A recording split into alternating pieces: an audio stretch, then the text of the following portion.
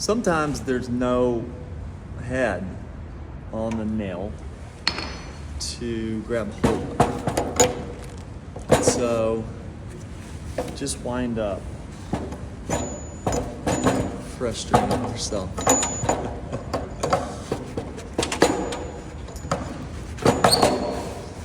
So there's this thing that I do